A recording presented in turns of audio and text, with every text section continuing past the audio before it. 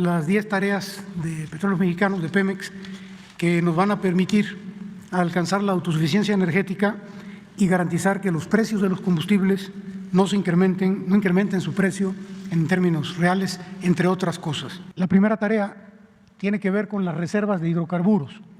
En esta lámina podemos observar cómo las reservas vinieron disminuyendo desde el 2012 de 13.800 millones de barriles a 7.000 millones al inicio de esta administración.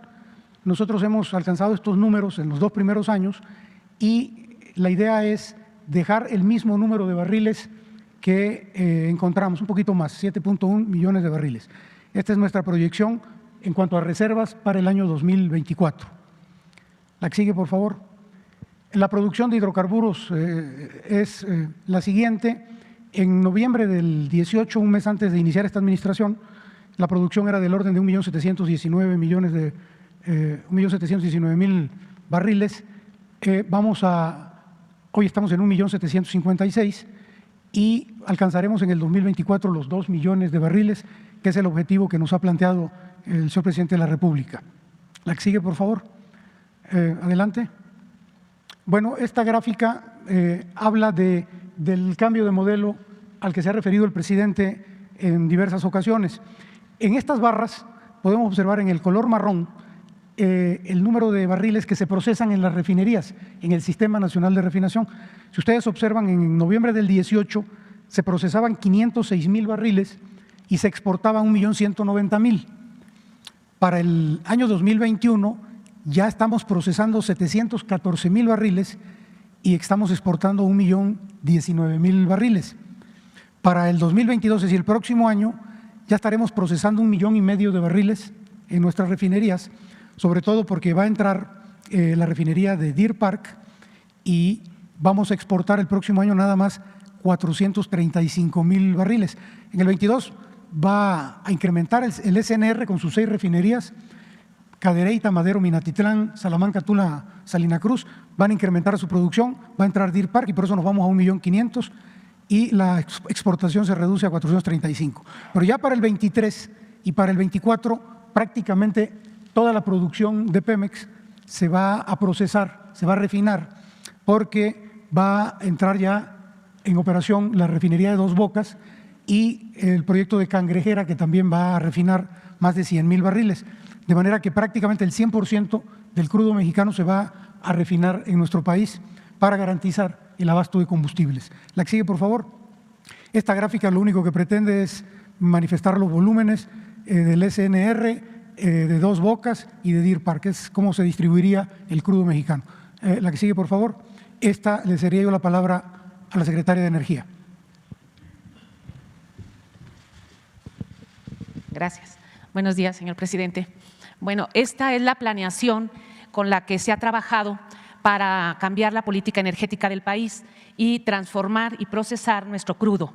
Son las 6 refinerías que actualmente se tienen y se integra lo que es Dos Bocas, un tren de aromáticos de Cangrejera, que el tren de aromáticos procesa y refina crudo ligero, y incluimos ya lo que es la refinería de Deer Park.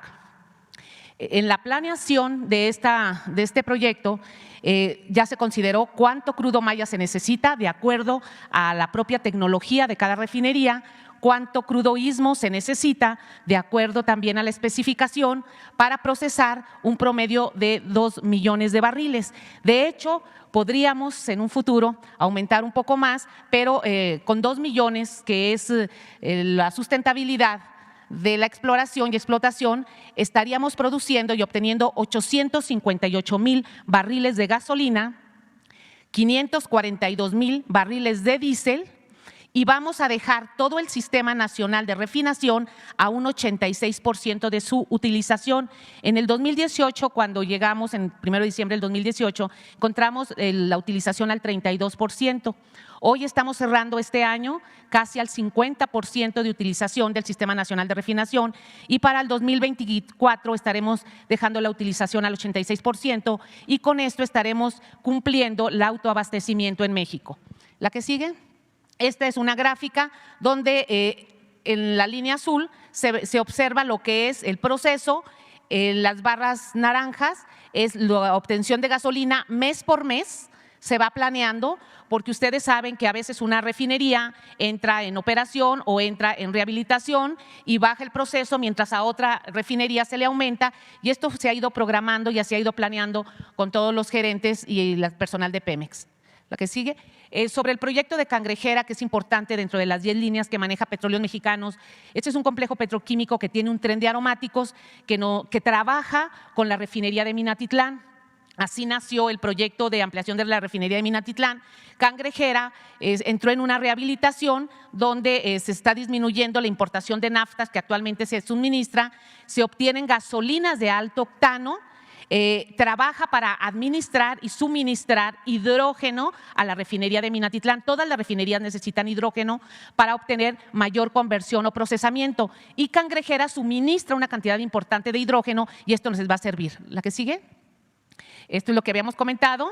La que sigue, ¿cuál es el proyecto de Cangrejera? Bueno, estas plantas ya las tiene el complejo petroquímico Cangrejera.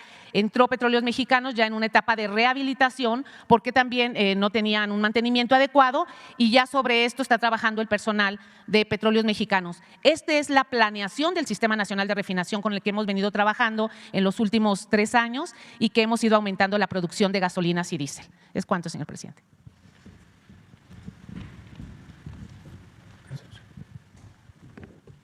Continuaríamos con la quinta tarea, que tiene que ver con los fertilizantes. La que sigue, por favor.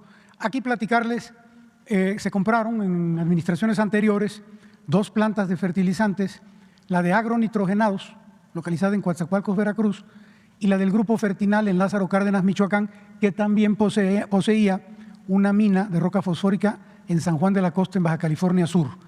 Bueno, en el caso de agronitrogenados, que produce urea, el total de la compra fueron del orden de 475 millones de dólares y se obtuvo un financiamiento de 390 millones de dólares con Nafin.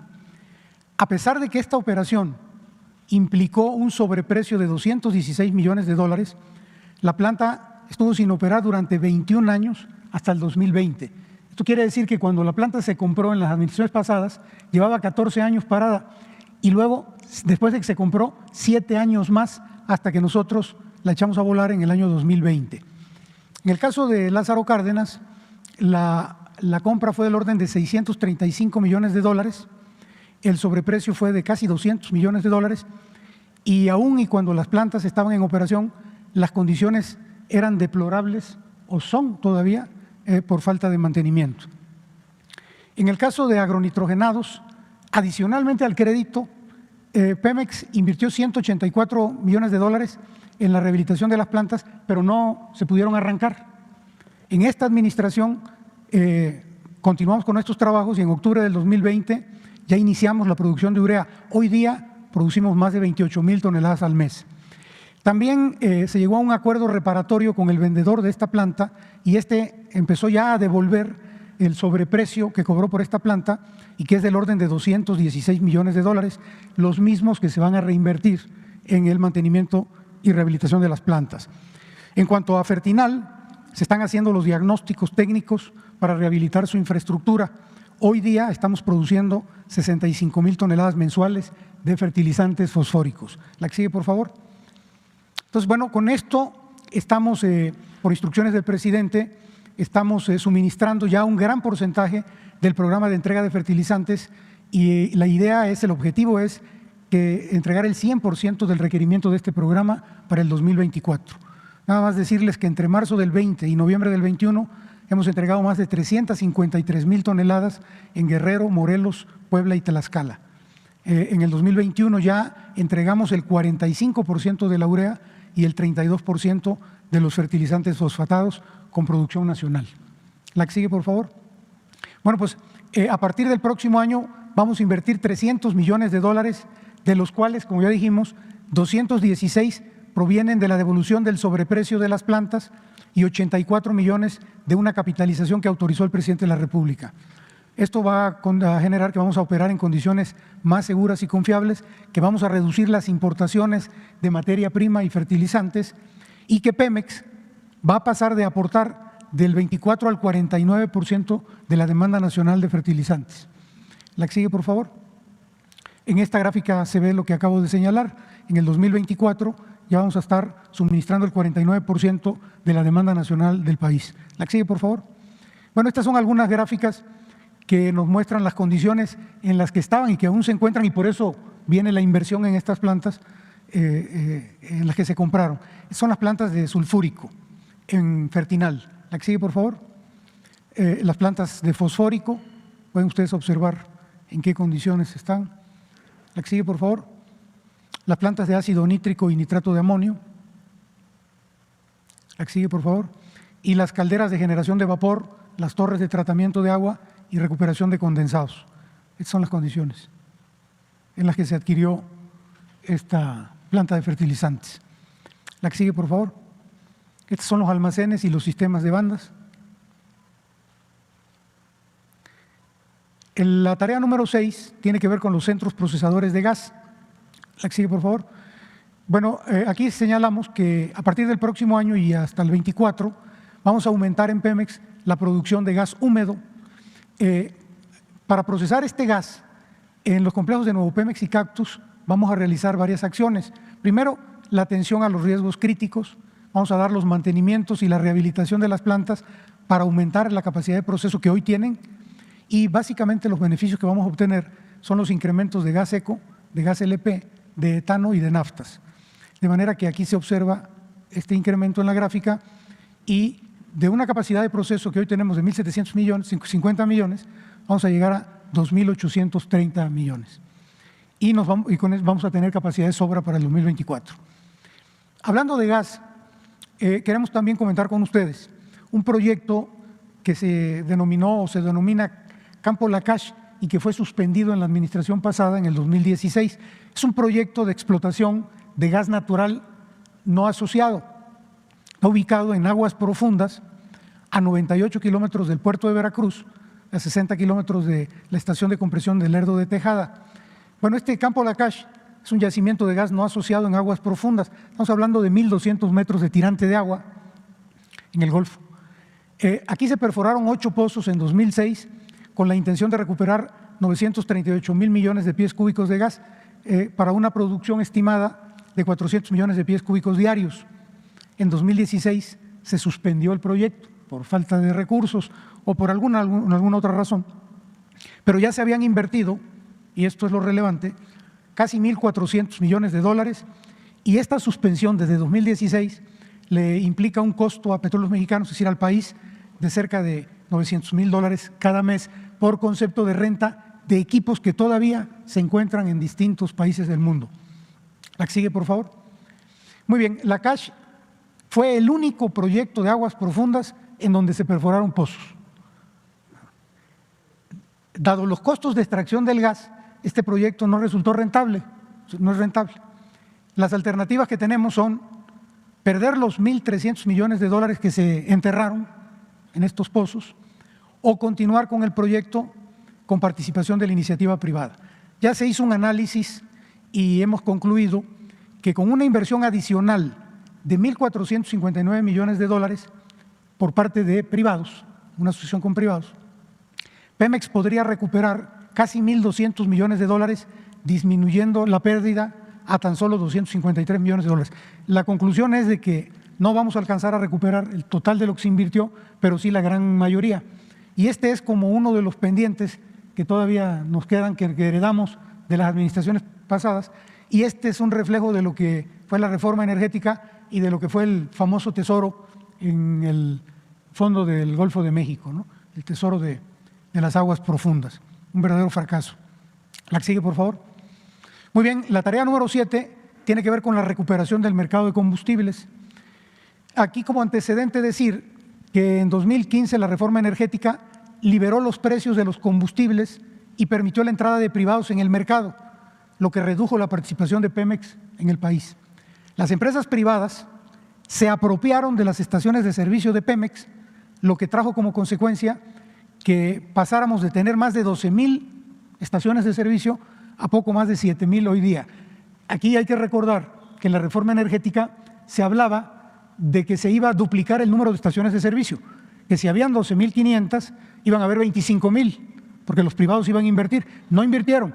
Lo que hicieron fue que se quedaron con las estaciones de servicio de Pemex, porque había una regulación asimétrica aplicada a Pemex que nos impidió competir en igualdad de condiciones con las empresas privadas. Nos fueron quitando sin que nosotros pudiéramos hacer nada.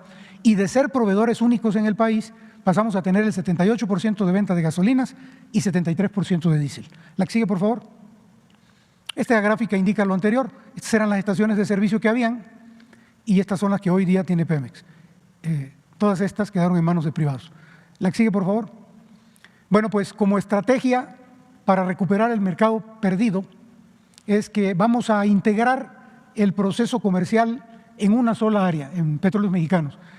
Con esto quiero decir que parte de la reforma energética, pero incluso desde antes, a Pemex, después de ser una empresa única, una empresa integrada en su totalidad, la dividieron en muchas empresas y esto generó un verdadero caos que incluyó la complejidad de la venta de combustibles. Entonces vamos a volver a integrar ese proceso comercial en una sola área. Por ello, el pasado 29 de noviembre se aprobó ya la creación de una empresa filial que fortalecerá las actividades de comercialización de Pemex y que hará más ágil la toma de decisiones. Hoy, dado que hay varias empresas involucradas en la comercialización, ponerse de acuerdo es complicado. Esta empresa va a concentrar todas las actividades de comercialización de productos petrolíferos, gas y petroquímicos en virtud del impacto que tienen las ventas de estos productos sobre los ingresos de Petróleos Mexicanos. Es decir, que hoy día ya la venta de gasolinas, gas en Pemex significa más de la mitad de sus ingresos. Por eso esto es tan importante. Gas Bienestar. Esta también es una tarea que nos encomendó el presidente de la República y decirles que en el país hay 15.4 millones de familias que consumen gas LP en cilindros. Son las familias con menos ingresos económicos. Hay 7 grupos empresariales gaseros que concentran el 60% del mercado de gas LP. Y bueno, Gas Bienestar nace con la finalidad de entregar cilindros nuevos o rehabilitados, kilos de a kilo, gas de mayor calidad y el precio más bajo. La que sigue, por favor. Ya arrancamos en la Ciudad de México. Actualmente hemos entregado cilindros nuevos, hemos tomado a cambio cilindros usados. Estos los rehabilitamos cuando se puede, los dejamos en condiciones prácticamente de nuevos y los que no tienen remedio los chatarrizamos para sacarlos del mercado. Aproximadamente el 60% de los cilindros que hoy intercambiamos se tienen que chatarrizar porque están en condiciones muy deplorables. La que sigue, por favor. Bueno, hablando del precio del gas en cilindros, del gas LP, decir que el precio depende del precio internacional, del precio de referencia internacional, y este puede subir o bajar dependiendo de las condiciones del mercado. ¿Qué sí ha ocurrido? Que en los últimos años ha habido un abuso por parte de los distribuidores de gas porque han incrementado sus precios desproporcionadamente. Sí es cierto que el precio fluctúa, pero ellos han incrementado de manera desproporcionada, han incumplido en el rezago de cilindros. Hay muchísimo cilindro que está en condiciones de inseguridad en los hogares de muchas familias. No se entregan los cilindros llenos, no dan kilos de a kilo y el gas que entregan tiene un bajo poder calorífico, lo que trae como consecuencia que dura menos días ese cilindro. La que sigue, por favor. Esta gráfica es muy interesante porque muestra la entrada al mercado de Gas Bienestar. Esta línea de aquí son los precios máximos que el presidente de la República instruyó que se pusieran en el país para evitar los abusos.